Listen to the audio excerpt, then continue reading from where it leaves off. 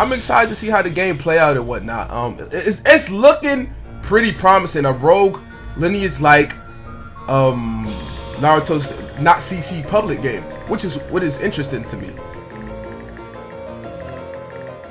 I hate permadeath too. I think these devs have been brainwashed by the permadeath schematic, man. There hasn't been an update in what, 2-3 weeks at this point, bro. It's kind of just getting old at this point. The game are just about 3 things that almost made me and my friends just stop playing until it will hopefully be fixed. You're most likely never gonna have over 200 health, and that's funny, cause most of the fucking stuff does damage meant for people who have 200 health.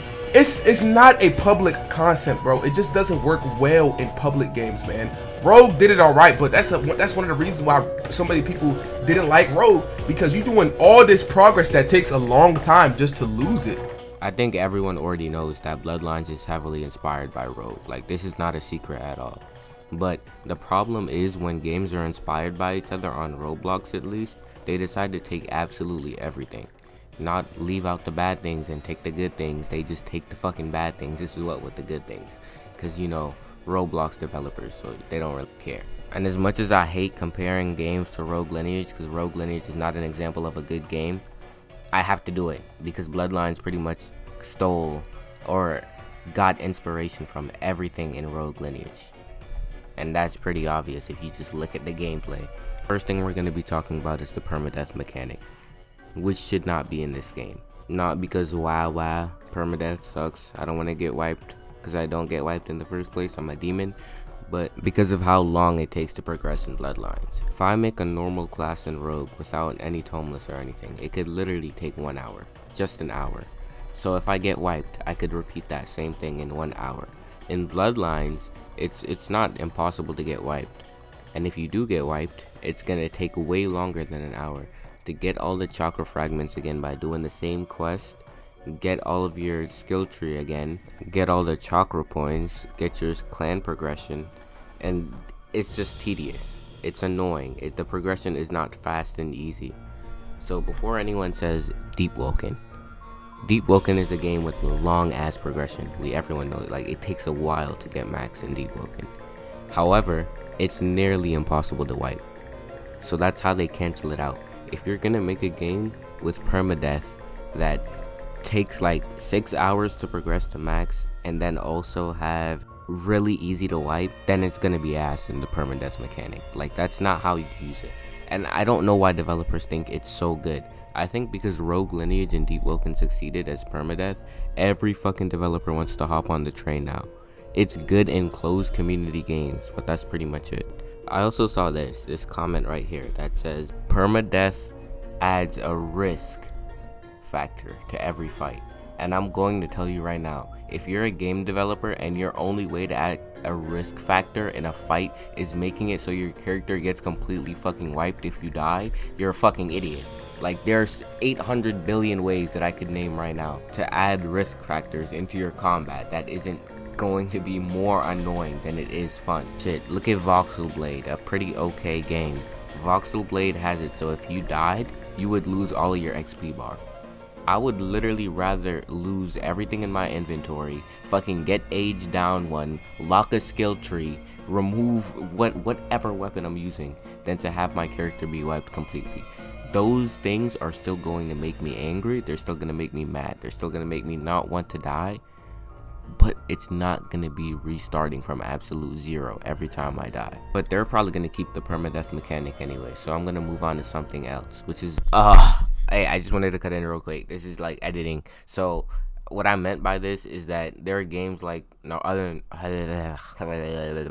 Naruto games like Shinden, which have permadeath events instead of just having it be 24/7 PD. And I think this would fit Bloodlines better because it's a public game and it would make a lot more fucking sense. Okay, balancing, I already made a video on that, so I'm gonna skip that also and move on to something else. Rogue Lineage has a system called chaotic and orderly.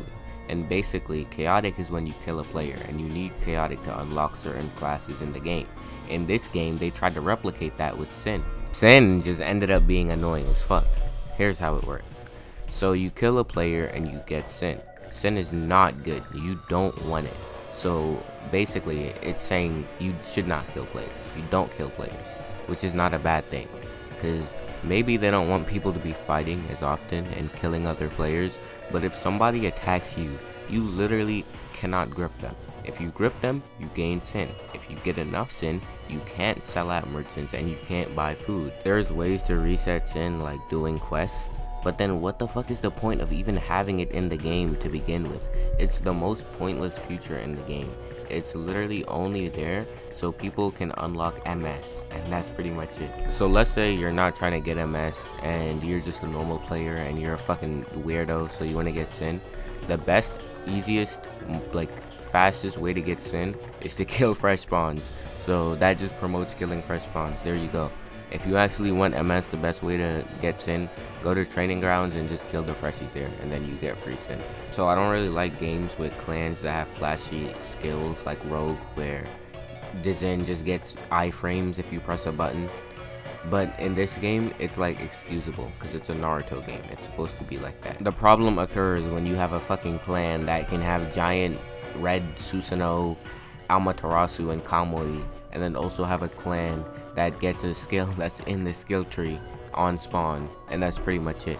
The gap in between, like the gap of power in clans is actually fucking insane.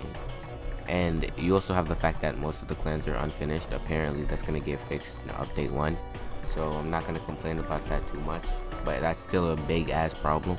Then we got the developers hyping up update 1 in the fucking, oh, Uzumaki, man, Uzumaki after this update, ... Bro, I promise you right now, we do not need more brain dead shit in the game. Like, the thing that people want is for the game to be at a stable point where it can actually survive, because right now that is not the case. I'm not gonna drag this on forever, because you know, I made videos already explaining the combat and the balancing, which are two of the largest issues in the game besides the permadeath mechanic. So I just want to say, for the permadeath mechanic shit, it can stay in the game. It just doesn't make a lot of sense. In a game where it takes 6 hours to progress to max, having it so if you wipe, then you lose all your shit, is just gonna make it so people are gonna quit the game when they wipe. And this is what happened with Rogue, where people play Rogue copies because they don't have risk of wiping. And if they do wipe in Rogue copies, they'll just get all the shit back in not only an hour, but 20 fucking minutes, 10 minutes. People don't want to progress all the way back to their 6-hour build over and over and over again. That's just not a thing. That's why Deep Woken did it so perfectly, where if you wipe, if you go to the depths, not wipe, if you go to the depths, it's so rare for you to wipe, unless you're just unlucky or bad at the game. On top of that, it's almost impossible to have the same build twice in Deep Woken, like, so, yeah. Anyway, okay, hi guys, I'm back again. Subscribe, by the way, if you watch the end. The next video is gonna be ganking in real life, like Rogue Lineage, so stay tuned for that in real life.